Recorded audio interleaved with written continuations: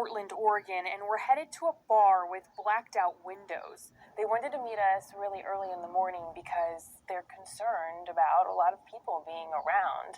We are meeting members of the Rose City Antifa, short for anti-fascist. This group's main goal is to disrupt neo-Nazis and white supremacists, but also take on government and capitalism. Antifa is any group that's willing to stand up against fascists by any means necessary. By any means necessary, they say, can mean outing a white nationalist at their work or to their neighbors.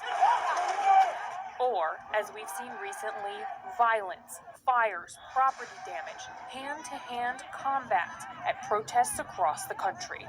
Explain to me the reasoning behind fighting. You have to make it so unpalatable to be doing white supremacist organizing that they no longer want to do that. And historically, that's what's worked. You have to put your body in the way, and you have to make it speak in a language that they understand, and sometimes that is violence. There's no firm number on how many Antifa activists there are in the U.S. because there isn't any one organization. Most are local groups that recruit and communicate through social media. But experts who track these organizations say their membership is growing in response to the rise of white national groups and the election of President Donald Trump. Violence and property destruction led to more than 200 arrests in Washington, D.C. on Inauguration Day. Prosecutors say they were wearing masks covered head to toe in black, a tactic the Antifa call black bloc. People dress in black bloc for a few things. One, Scott Crow has been leading anarchist and militant leftist groups for decades. so people put on the masks so that we can all become anonymous. And then therefore we are able to move more freely and do what we need to do, whether it is illegal or not. So some people will push back on that and say that the black bloc is to keep people from being identified and arrested when they break the law, when they commit crimes. Damn right. It's a good way to avoid the ramifications of law enforcement. We saw that firsthand at a May Day protest in New York City. We cover our face because the Nazis will try to find out who we are. And that is a very bad thing because they harass people. When they organize, they kill people, they hurt people, they fight people. And we're the ones who are fighting back. They are the second coming of Hitler. Police in Berkeley told us they haven't seen this kind of destruction since the 1960s.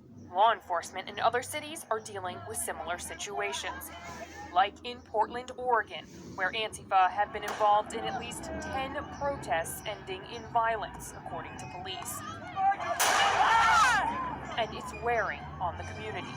It is new. It's like this rumble mentality of, I'm going to bring my friends, you bring your friends, and we're going to fight it out in the park. It's not something we've seen here. It's not good for the city. People are just frustrated by it. It's affecting their livability. It's affecting their business. Has it become more violent? It happens quicker. The fire starting that we saw on May Day is something we haven't really seen much of in the past. The running through the street, breaking windows and everything in sight. We haven't seen it as consistently as we've seen it in the last 8 months. But it's the violence that's gotten them attention, directly confronting groups that preach white nationalist rhetoric, like on Inauguration Day, when white nationalist Richard Spencer was punched in the face. And it was the Antifa movement that caused Berkeley to cancel speeches by extreme right provocateurs like Milo Yiannopoulos. If there are the more hardcore elements, the white supremacists and neo-Nazis that go to these rallies that are itching for a fight, we're there to say, we'll stand in your way. The thing is, Jake, that experts who I've talked to say that the Antifa violence may end up actually hurting their cause. Across the country, people who are dressing in black bloc are getting arrested. Authorities are taking this seriously, but that's not stopping them at all. They have been telling me that they believe that this tactic is working.